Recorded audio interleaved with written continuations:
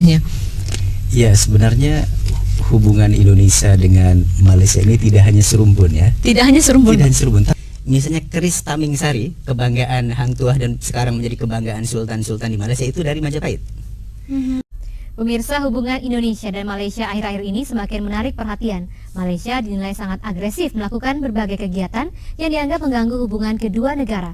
Mulai dari ketegangan yang muncul di wilayah perbatasan hingga ancaman pembuatan hak paten, sejumlah alat musik dan identitas kesenian lainnya. Apakah kasus-kasus ini memiliki keterkaitan dengan hubungan sejarah Indonesia dan Malaysia?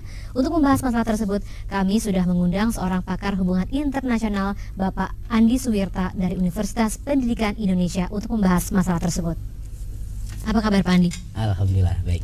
Baik ya Pak ya. Kalau kita lihat nih, konon Indonesia sama Malaysia itu kan bisa dibilang serumpun lah gitu Pak. Tapi akhir-akhir ini banyak catatan sejarah yang sudah kita tahu bersama. Ini menurut Anda apa masalahnya? Ya, sebenarnya hubungan Indonesia dengan Malaysia ini tidak hanya serumpun ya. Tidak hanya serumpun. Tidak hanya serumpun, tapi satu keluarga. Coba kita lihat begini. Malaysia itu asal mulanya adalah membanggakan Kesultanan Malaka sebagai pendiri dari Malaysia modern. Dan Sultan Malaka itu adalah dari pelarian dari Majapahit, dari Palembang, kemudian menuju ke Temasek Singapura, kemudian ke Malaka. Artinya dari Indonesia juga? Dari Indonesia juga. Dan sampai Malaka mencapai puncak kejayaan, dikalahkan oleh Portugis, mereka lari ke Johor, ke Riau.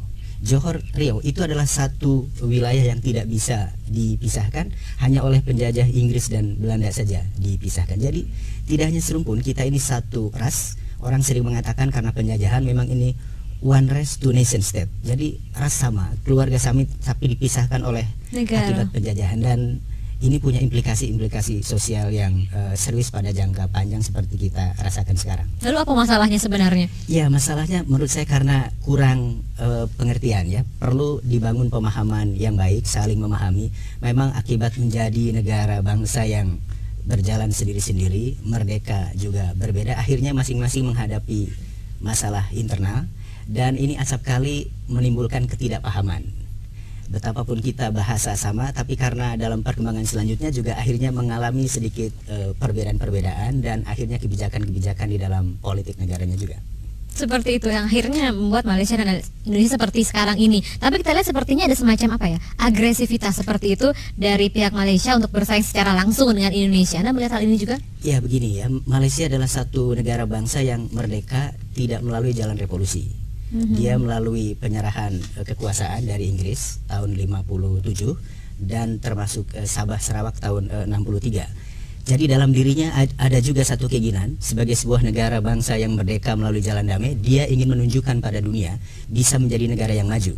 Dan salah satu cara untuk menuju ke sana adalah dengan melakukan investasi terhadap sumber daya manusia dalam bidang pendidikan besar-besaran. Dan itu dalam tahun 70-an kita melihat banyak sekali pelajar-pelajar Malaysia yang dikirim ke kita, dikirim ke banyak negara lain, dan dalam waktu 20-30 tahun yang akan datang hasilnya memang dirasakan betul, sehingga dia menjadi negara yang memang leading dibandingkan dengan negara kita. Tapi artinya apa masalahnya sehingga harus bersaing dengan Indonesia seperti itu? Jadi dia ingin begini, Malaysia ini seperti tidak hanya satu rumpun tapi satu keluarga. Kalau kita memperhatikan masyarakat Melayu di Malaysia, sesungguhnya ada 3 etnis besar dari Indonesia yang sangat dominan, dan ya, sampai sekarang kalau dilacak asal usulnya sesungguhnya dari Indonesia, yaitu etnis Minang, etnis Jawa, dan etnis Bugis. Gubernur Selangor misalnya, Toyo itu dari Jawa. Wakil Perdana Menteri Malaysia Tun Najib itu Bugis. Dan Menteri Kesenian Rais Yatim itu Minang. Jadi sebenarnya ini perlu diselesaikan secara diplomatik dan secara baik-baik agar masalah gap komunikasi ini bisa diselesaikan secara baik. Sebab kita memiliki hubungan yang sangat panjang sejak abad 14-15 dengan Malaysia, betapapun ada fluktuasi ya, ada ketegangan, ada damai dan seterusnya. Tapi harusnya kan Malaysia yang membuka pembicaraan semacam ini dengan Indonesia, karena mungkin dari pihak Malaysia yang lebih banyak mendahului hal itu. Ya, ini ada anggapan yang menarik. Memang ada semacam anggapan bahwa Indonesia ini dianggap sebagai saudara tua ya, dan Malaysia menganggap sebagai saudara muda. Tapi sekarang pandangan semacam itu terbalik. Malaysia bilang saya tidak mau dianggap saudara muda, so saya lebih maju dari Anda. Nah, sehingga dengan pandangan semacam ini memang sepatutnya tidak mesti salah satu pihak yang mengambil inisiatif itu, mesti dua-duanya duduk bersama. Dan mungkin menurut saya yang sangat penting adalah ini telah dilakukan oleh Malaysia cukup lama. Mereka memiliki banyak pusat-pusat studi yang ahli tentang Indonesia ya. Nah ini yang kita agak ketinggalan. Artinya dia mau bikin Indonesia kecil seperti itu? Tidak, maksud saya banyak para Indonesianis, ahli-ahli Indonesia dari para akademisi Malaysia. Misalnya ahli tentang sejarah pers, itu Profesor Ahmad Adam sangat ahli tentang sejarah maritim, sehingga si padan legitan kita menjadi kalah dalam hujah dan bukti-bukti dokumen. Jadi diperlukan juga kebijakan dari pemerintah kita untuk mengkaji negara-negara lain ini secara serius, supaya ada ahlinya, ada orang yang memang expert untuk menangani masalah-masalah itu. Artinya mediasi juga ya Pak ya? Oke. Seperti dari perspektif sejarahnya juga kita lihat terjadinya hal semacam ini, aslinya konflik seperti itu. Apakah dari dulunya ada sejarah yang tidak beres gitu antara Indonesia dan Malaysia atau seperti apa? Ya, ini sebagaimana hubungan dalam satu keluarga ya, ada akur, ada juga ketegangan. Misalnya hubungan Melaka dengan Majapahit saja, Gajah Mada dengan Hang Tuah itu tidak hanya hubungan persahabatan, ada juga konflik. Misalnya keris Tamingsari, kebanggaan Hang Tuah dan sekarang menjadi kebanggaan Sultan-Sultan di Malaysia itu dari Majapahit. Begitu juga saya kira pada zaman Soekarno ya. Pada tahun 60-an kita pernah mengenal Ganyang Malaysia, perseteruan antara Bung Karno dengan Tunku Abdul Rahman Putra, Perdana Menteri pertama Malaysia.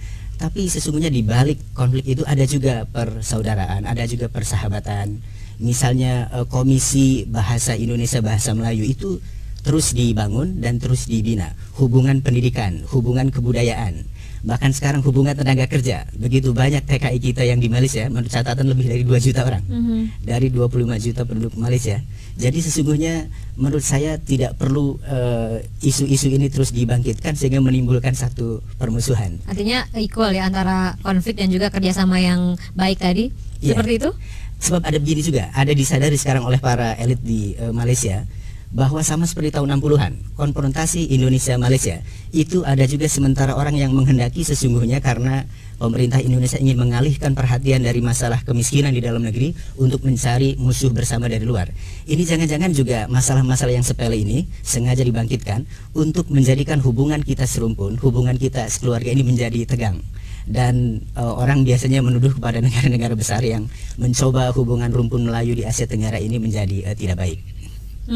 Jadi kalau kita sekeluarga sebenarnya kalau ada ketegangan nggak masalah gitu ya Pak ya? Menurut saya harus diselesaikan secara diplomatik, secara baik-baik, secara penuh pengertian. Anda sebutkan tadi juga pemerintah yang ada di dalam situ. Menurut Anda bagaimana sikap pemerintah dalam menilai hubungan Indonesia dan Malaysia sampai saat ini? Ya, begini ya. Jadi seringkali kita membahas hubungan dua negara itu harus dibedakan antara hubungan pemerintah dengan hubungan masyarakatnya.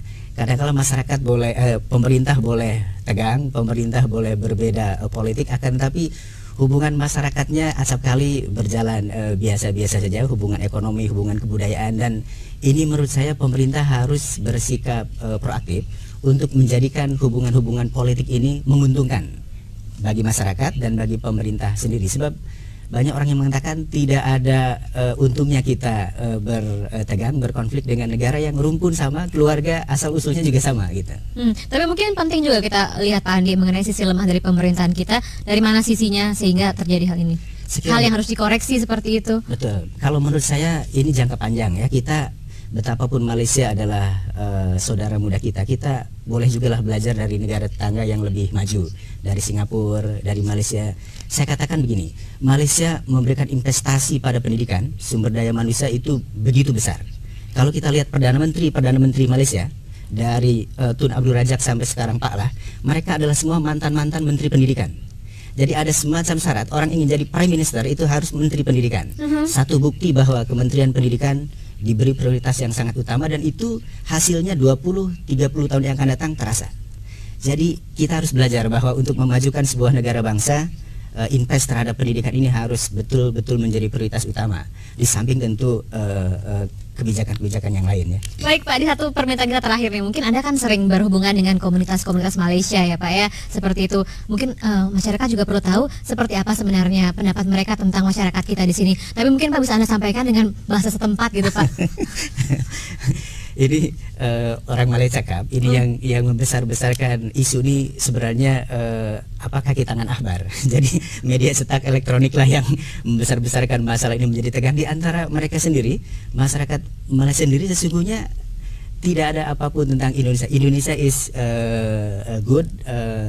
Dia bilang abang yang baik hati dan kita perlu berkongsi bersama supaya tak ada kecemasan, tak ada ketegangan di antara kita sebagai negara tetangga. Seperti itu. Baik, terima kasih Pak Andi. Oke. Terus atas bincang-bincangnya, mudah-mudahan tadi ketegangan tadi namanya juga keluarga ya Pak ya. Mudah-mudahan bisa diselesaikan secara kekeluargaan juga seperti itu. Oke. Baik, terima kasih Pak. Selamat malam. Selamat malam.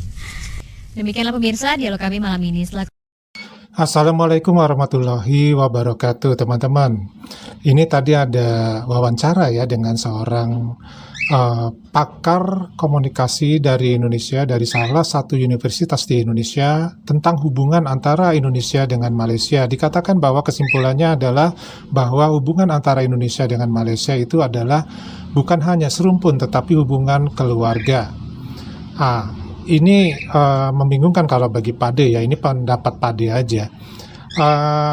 Kita sudah sering mendengar kata serumpun antara Indonesia dengan Malaysia.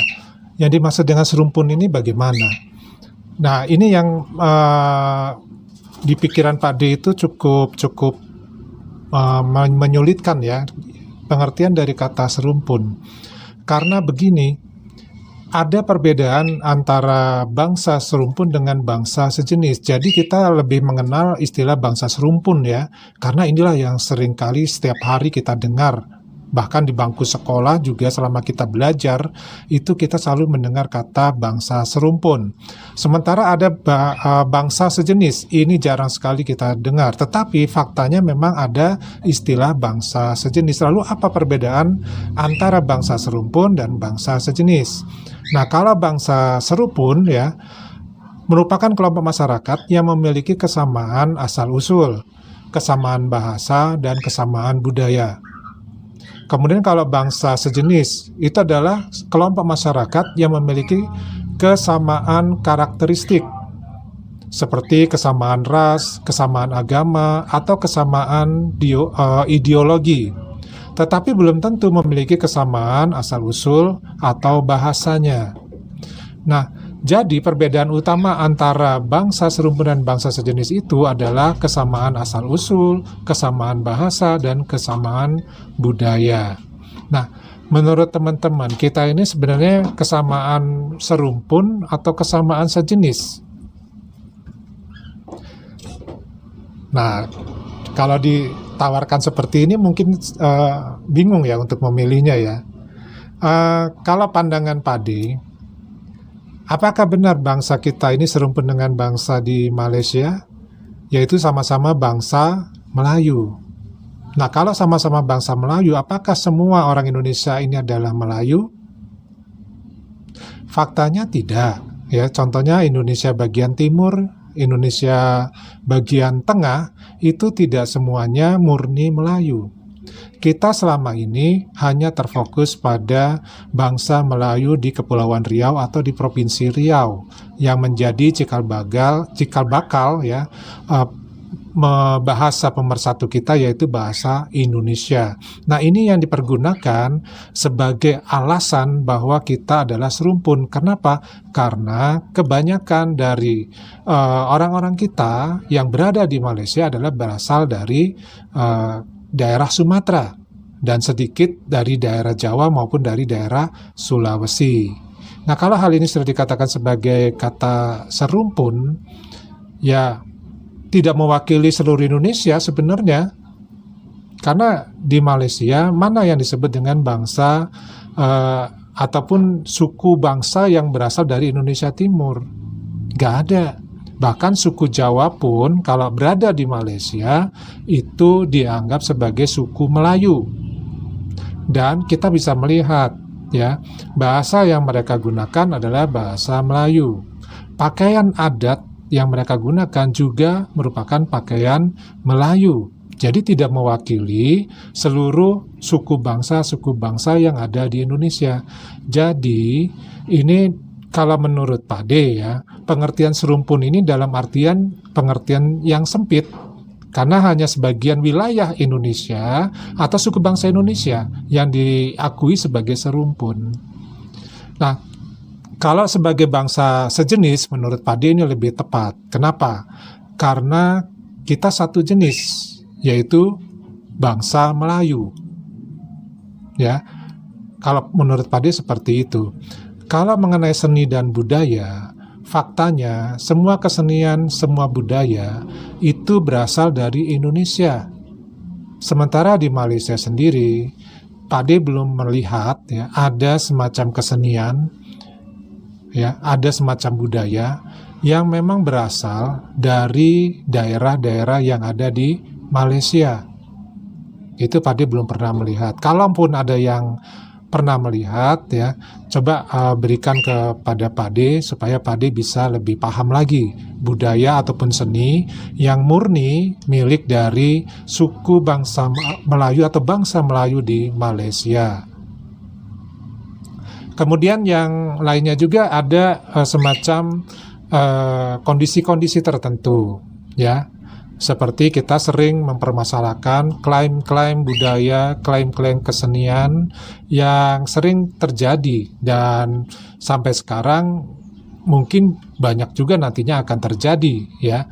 Ini pun menjadi suatu pertanyaan buat Pak D, kalau memang serumpun, kenapa mengklaim ya milik satu rumpun? Ya, seharusnya tidak perlu mengklaim, tapi silakan digunakan dan sebutkan saja asal muasalnya dari mana. Beres bukan? Gitu loh. Nah, kemudian juga mengenai wilayah.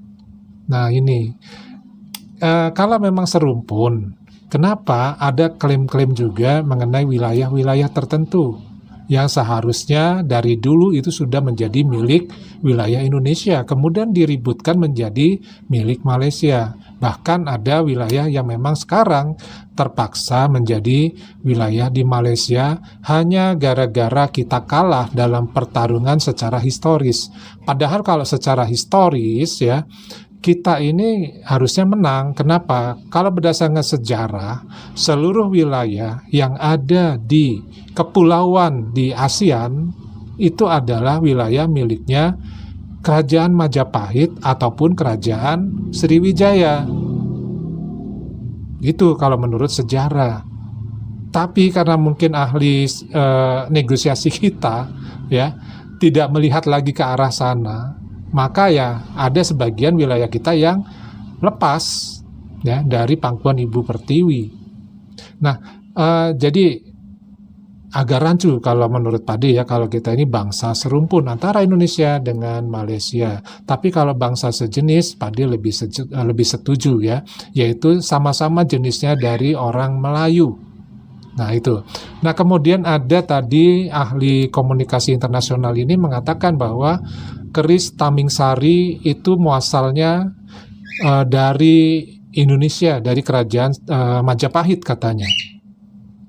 Nah, keris Tamingsari ini adalah satu senjata keris yang sangat diagungkan di Malaysia ya. Di dalam kerajaan di Malaysia itu sangat diagungkan. Ceritanya keris ini dimiliki oleh Hang Tuah, hasil dari menang setelah melakukan pertarungan dengan salah seorang tentara kerajaan Majapahit yang namanya Tamingsari. Ya, kemudian keris ini oleh Raja Majapahit ya itu dihadiahkan sebagai keris hadiah kepada Hang Tuah dan diberi nama dengan nama pemilik awalnya yaitu Tamingsari. Ini menurut hikayat Hang Tuah yang dikenal di wilayah Selat Malaka atau di daerah Malaysia. Sementara menurut ahli sejarah dan budayawan Indonesia, cerita tentang keris Tamingsari ini tidak ada di dalam catatan sejarah Kerajaan Majapahit. Jadi di Kerajaan Majapahit itu ada para ahli pembuat keris yang sering disebut dengan istilahnya adalah empu ya. Ada empu gandring dan lain-lain. Itu ada 7 empu. Nah 7 empu ini tidak satu pun ya yang membuat keris yang bernama Tamingsari ini. Jadi kalau secara realitas budaya dan sejarah, keris Tamingsari itu masih dipertanyakan apakah memang benar berasal dari kerajaan Majapahit, ya, atau memang sekedar cerita hikayat, cerita mitos yang dibuat dengan mengutamakan tokohnya adalah Hang Tuah. Nah, ini Pak Ade juga belum paham banget masalah ini ya. Kemudian masalah tadi ahli komunikasi internasional kita tadi mengatakan juga bahwa kita harus belajar dari Malaysia tentang bagaimana mereka bisa menjadi negara yang modern, negara yang maju. Nah, pertanyaannya kenapa kita juga harus belajar dari Malaysia? Apakah kita tidak bisa belajar dari negara lain yang benar-benar yang terlihat jauh lebih maju, jauh lebih modern daripada negara Malaysia? Jadi ungkapan seperti ini sudah terlalu mendarah daging ya bagi bangsa Indonesia ya. Kita selalu berselisih ya, bahwa kalau kita mau belajar, belajarlah ke Malaysia. Mereka lebih maju, atau orang Malaysia justru juga sebaliknya ya, kita bilang belajarlah dari Indonesia. Nah, sebenarnya ini satu hal yang tidak pas ya kalau menurut Pak Ade ya, karena kalau belajar sebaiknya belajarlah dari negara yang paling maju dan paling modern di dunia ini, yang sudah jelas-jelas terbukti ya. Nah, contohnya apa? Negara-negara tersebut, kita kalau negara terdekat ya paling enak ya kita bisa belajar dari Singapura. Kemudian kalau negara tetangga-tetangga kita bisa belajar juga dari Jepang. Nah, itu ya. Jadi tidak harus dari Malaysia. Nah, jadi ungkapan seperti ini kalau bisa jangan sering-sering diungkapkan ya. Karena menjadi satu hal perdebatan yang tidak selesai-selesai. Harus belajar dari Malaysia, harus belajar dari Indonesia ya. Itu tidak diperlukan seperti itu. Kita belajar dari yang lebih dari Indonesia, yang lebih dari Malaysia. Kemudian juga masalah tenaga ahli sejarah dan maritim. Kalau pakar komunikasi Indonesia ini tadi mengatakan kita harus memperbanyak seperti halnya di Malaysia tenaga ahli sejarah dan maritim. Banyak tenaga ahli sejarah dan maritim Indonesia. Ya, jadi jangan dijadikan contoh ya bahwa kita kalah ketika kita ingin tetap menguasai wilayah yang disebutkan tadi, ya kepulauan tadi yang sekarang menjadi hak milik Malaysia. Itu jangan menjadikan satu contoh gitu. Kenapa? Karena yang mungkin kita kirim orangnya memang tidak ahli di bidangnya. Itu saja sih ya. Kita nggak kalah kalau masalah ahli sejarah, ahli maritim. Kemudian masalah Ganyang Malaysia.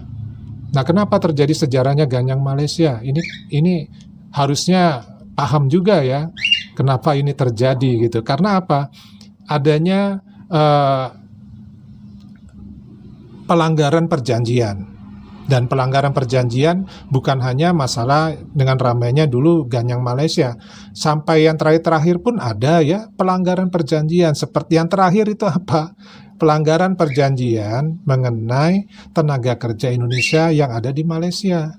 Akhirnya Indonesia ya tidak lagi mengirimkan tenaga kerjanya ke Malaysia. Itu karena Malaysia yang melanggar perjanjian, dan itu merupakan satu budaya bagi Malaysia selalu melanggar perjanjian-perjanjian, termasuk perjanjian pembuatan semacam jembatan ataupun kereta cepat ya antara Malaysia dengan Singapura. Itu pun Malaysia yang melanggar perjanjian sehingga kereta cepat tersebut atau transportasi tersebut tidak terwujud ya. Jadi bukan kita yang salah ya, tapi kenapa seolah-olah kita yang posisinya berada di pesakitan gitu ya. Nah, kemudian di sini hal-hal yang memang seperti ini bisa dikatakan hal yang cukup mengganggu ya, tetapi sebenarnya nggak demikian, karena kita sudah menjadi bangsa yang berbeda, menjadi negara yang berbeda, ya kita jalan masing-masing saja sebagai bangsa dan sebagai negara yang berbeda. Tidak perlu misalkan kita harus saling menjelek-jelekan ataupun mendewa-dewakan ya, ataupun memuja-muja negara tetangga. Seperti halnya sekarang ya, persepak bolaan contohnya, dunia sepak bola.